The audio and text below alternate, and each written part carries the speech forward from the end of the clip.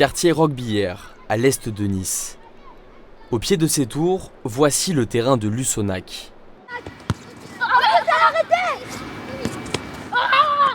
C'est l'un des plus vieux clubs sportifs de la ville, presque centenaire et qui mise sur les jeunes. Les 338 licenciés ont entre 5 et 19 ans. On est le plus grand des petits clubs. Quand on est ici, on se sent d'utilité sociale. Ça, c'est certain. Parce qu'il y a un besoin dans le quartier. C'est même pas un besoin, c'est un truc énorme. Mercredi 14h, place à une après-midi d'entraînement. Essaye de faire une passe. Centre.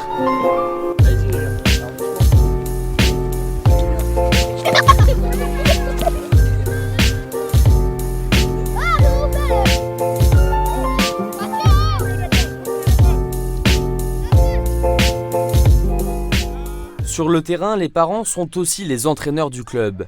Jamel consacre son mercredi après-midi à entraîner l'équipe des moins de 10 ans dans laquelle joue son fils. On essaye de les encadrer pour justement qu'ils n'aillent pas... on préfère les avoir avec nous jusqu'à 18 ans, 19 ans, plutôt qu'on les perde de vue et puis qu'ils se retrouvent sans études, sans sport et qu'ils errent dans les quartiers en effet. Comme Jamel, ils sont plus d'une dizaine de parents à avoir une fonction à Lusonac. C'est la particularité de ce club familial considéré comme l'un des derniers liens sociaux de la cité. Et là, la génération, elle est belle. Les parents ont pris conscience aujourd'hui que c'est important qu'ils ne restent pas dans la rue. C'est important qu'à 8h, ils soient à la maison au plus tard. Ils ont pris un peu conscience parce qu'il y a eu des événements dramatiques dans le monde entier, pas spécialement en France. Et ils commencent à prendre conscience que laisser un gamin dans la rue, il finit où on sait quoi. Il finit dans des conneries d'attentats ou des conneries comme ça. Enfin, il finit dehors. À Lusonac, le club dépasse le cadre de la dimension sportive. Les entraîneurs ont conscience qu'ils ont un rôle à jouer aux côtés de ces jeunes. Car dans ce quartier, un terrain de foot peut être une cible pour les prédicateurs islamistes. Tout le monde sait que le principal cerveau des recruteurs de djihadistes habitait dans le quartier. Il a fait beaucoup de lavage de cerveau de les gamins du quartier. Cet homme, c'est Omar Diaby, un ancien habitant du quartier. Il s'est désavoué de tout musulman vivant parmi les mécréants. C'est un pilier du recrutement d'Al-Nosra, une ancienne branche d'Al-Qaïda en Syrie. Sa stratégie, la propagande sur Internet. Et le premier et le dernier, rien n'existait avant lui. Cet être, nous l'appelons Allah. En 5 ans, Omar Diaby produit plus de 10 vidéos qui dépassent parfois les 100 000 vues. Cet homme a été très influent dans le quartier. 19 adolescents sont partis à cause de lui. L'un d'entre eux habitait dans cet immeuble à quelques mètres des bureaux du club situé au cœur de la cité. Eh ben oui, tiens, il y a le président. Et là, on est dans le havre de paix. C'est notre lieu de vie. Ce jeune parti se battre, les dirigeants le connaissaient bien. On a un petit jeune qui était à Lusonac et qui était tout petit. Ça faisait 2 ans qu'il ne jouait plus au football. Et ce petit, il a pris la folie de partir en Syrie. Je veux dire, personne ne s'est aperçu de rien, même pas sa maman, la pauvre. Sa maman, c'est elle qui est le plus à plaindre. Le plus à plaindre, c'est ça. Mais personne ne s'est aperçu de rien. Moi, le petit, je l'ai vu la veille. Quelques minutes plus tard, les dirigeants reçoivent un courrier qui attire leur attention. C'est quoi ce truc-là? Fédération française de football. Le président, district Côte d'Azur. Le 3 mars, 19h. Problématique de recrutement, radicalisation des jeunes sportifs, nanani, nanani. Cette réunion, nous y sommes allés. Elle se déroule au district football Côte d'Azur à Nice, l'antenne départementale de la Fédération française. À la radicalisation, on ne vous demande pas d'être des experts de la radicalisation, c'est pas votre job, c'est pas votre... Par contre, il y a des signes. La rencontre est à l'initiative de cet homme, Sami Chiniti, responsable de la prévention de la radicalisation au conseil départemental. Pour la première fois, il se trouve face à des présidents de clubs. Mais sur les 20 équipes convoquées, seulement 7 sont présentes. C'est la grande difficulté, mobiliser ces présidents autour d'un sujet sensible. On a beaucoup de soucis avec des mineurs qui ont été très clairement approchés depuis des terrains de sport. Certains sont partis en Syrie, très clairement aussi. C'est vrai, certains jeunes, ils sont partis parce qu'ils n'ont trouvé aucun repère, ni dans sa famille, ni dans son club sportif. 60 mineurs originaires du département se trouvent actuellement sur le front du djihad. Pour le conseil départemental, il faut agir et vite. Je ne supporte plus entendre des gens « Ah, si j'avais su, j'aurais alerté. Ah, je ne suis pas une balance, je ne veux pas faire. » Parce que le jour où ça touche effectivement le petit frère, le petit voisin, le petit neveu, et là, croyez-moi, moi je vois des parents pleurer, hein. Je les vois. Hein. À Nice, 2 clubs de football ont été touchés par ces départs pour le djihad. Le problème existe, ces présidents sont là pour en prendre conscience à travers une réunion et un objectif clair, lutter contre la radicalisation en travaillant main dans la main. N'hésitez pas, et c'est pas de la délation hein, ce que je vous demande, hein. C'est à un moment donné, vous êtes inquiet. C'est de la protection. Protection. Vous êtes inquiet, très clairement, vous êtes inquiet. Vous ne savez pas à quoi ça ressemble, vous n'êtes pas expert de la radicalisation, mais tout vous laisse penser que vous avez peut-être un brin d'information, mais nous, on a toutes les autres informations. L'environnement social, l'environnement de police, et c'est ce qui nous permet de savoir si oui ou non on doit protéger. Donc c'est un appel anonyme et on vous invite bien entendu à le faire. Un numéro pour les aider, mais le problème est plus complexe. La difficulté pour ces présidents, c'est de repérer ces signes de changement, pas toujours visibles. Le gamin, il va monter, il va venir jouer au foot. Ok ? Il va jouer au foot, il va faire ses matchs, il va sauter de jouer avec ses copains, et il repart. Et il ne va pas nous parler de l'islam, de quoi que ce soit. Il va parler de foot, il va parler de Cristiano Ronaldo, tout ça. Et un jour, on va apprendre qu'il est parti. Les éducateurs sportifs ne sont pas formés non plus pour parce que nous, déceler ce genre de n'est pas vraiment sur le terrain, quoi. Pour l'instant, aucune formation sur cette thématique n'existe pour les éducateurs sportifs du département. Et qu'en est-il sur le plan national ? La prévention de la radicalisation dans le champ sportif est-elle toujours une priorité ?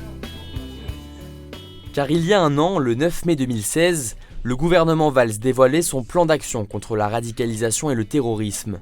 80 mesures sont présentées, dont celle-ci, la 45, axée sur le sport. La formation spécifique des acteurs du champ du sport afin qu'ils disposent des compétences permettant de mieux détecter, signaler et prévenir les phénomènes de radicalisation sera amplifiée. Pour en savoir plus, direction Valberg à 1 heure de Nice pour rencontrer Patrick Caner. Voilà, bonjour.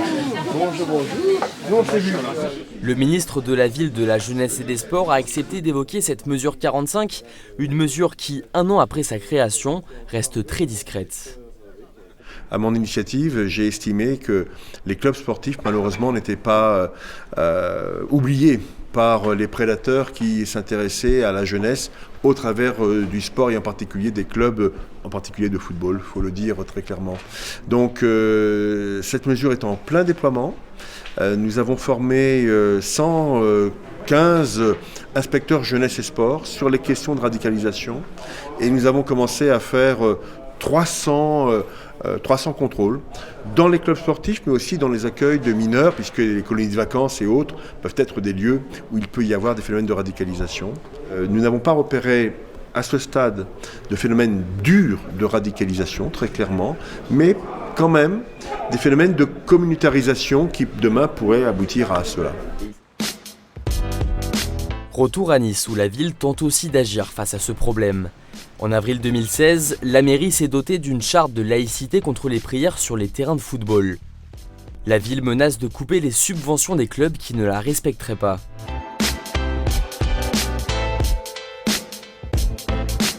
Nous sommes allés au quartier des Moulins, à l'ouest de Nice.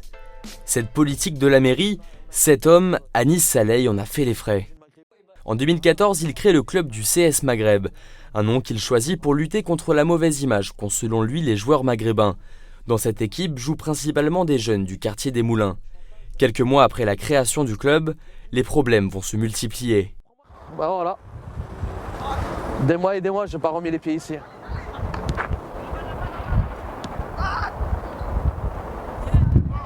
L'année dernière, j'avais presque les mêmes séances. Aujourd'hui, il en parle au passé car l'histoire s'est terminée plus tôt que prévu. Anis réalise très vite que le caractère communautaire de son équipe dérange. Certains vont même jusqu'à se plaindre de l'existence d'un club islamiste. La situation va s'aggraver après la tragédie du 14 juillet. On n'avait rien à voir dans l'histoire. Les attentats, ils ont été collés au club du CSM. Plusieurs convocations, en faisant des rappels sur la laïcité, sur les lois, sur des choses où presque, je me sentais agressé, que ce soit moi ou mon club, je me sentais agressé. Quelques semaines plus tard, à Nice met fin à l'aventure. Le CS Maghreb disparaît. J'espère qu'un jour on retrouvera le sourire. On passe par des moments compliqués. Anis ne se voit plus diriger un nouveau club. Mais sa passion pour le foot est toujours présente et les terrains, il ne les quitte pas totalement. C'est rien, il n'y a pas de soleil. Tous les week-ends, il officie en tant qu'arbitre sur les pelouses du département comme ici, au stade de Loli. À 200 mètres du terrain, au pied de cet arc-en-ciel, voici les Tours de l'Ariane, situées à l'est de la capitale azuréenne. 12 000 habitants vivent ici. C'est en partie dans ce quartier qu'Omar Diaby aurait enrôlé une majorité de ses recrues pour le djihad, dans cette cité où les mineurs représentent 36% de la population. Mehdi est un enfant du quartier. Il y est né et travaille ici, dans les locaux du Clage. Ce Niçois est éducateur dans cette association. Tous les jours, il est au contact de ces jeunes qu'il connaît parfois depuis leur naissance. Comment il a fait ça? Ça va les frères? Vendredi 18h, place au sport. C'est un rituel chaque semaine. Le week-end commence sur le terrain du gymnase Sam Joubige. Pendant 2 heures, Mehdi doit encadrer une trentaine d'adolescents pour un atelier futsal. Allez Sarah, comme d'habitude, nom, prénom, à l'heure à laquelle tu pars, à l'heure à laquelle tu es arrivé, 18h, et basta cause. Oh les filles, vous avez prévenu chez vous, j'espère.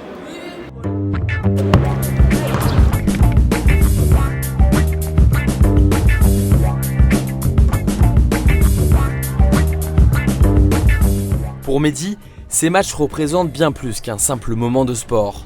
L'enfant de l'Ariane est devenu le grand frère et il s'est fixé un objectif, préserver ces jeunes des dangers du quartier.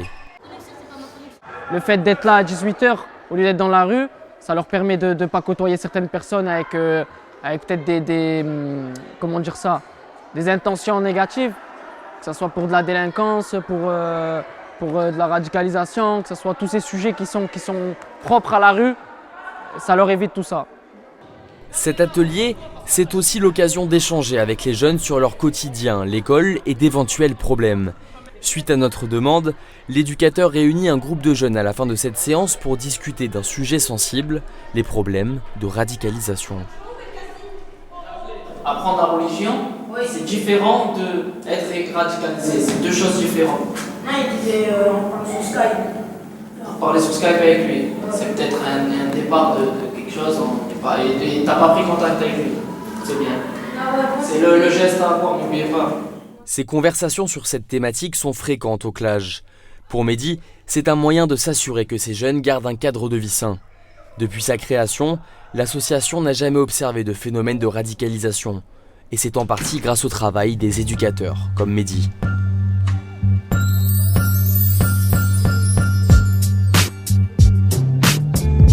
Dans un pays durement touché par le terrorisme ces dernières années, la lutte contre la radicalisation est devenue un enjeu majeur de société.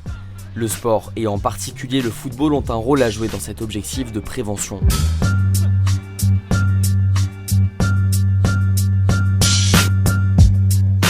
Nelson Mandela déclarait « Le football et les sports collectifs ont le pouvoir de guérir les blessures.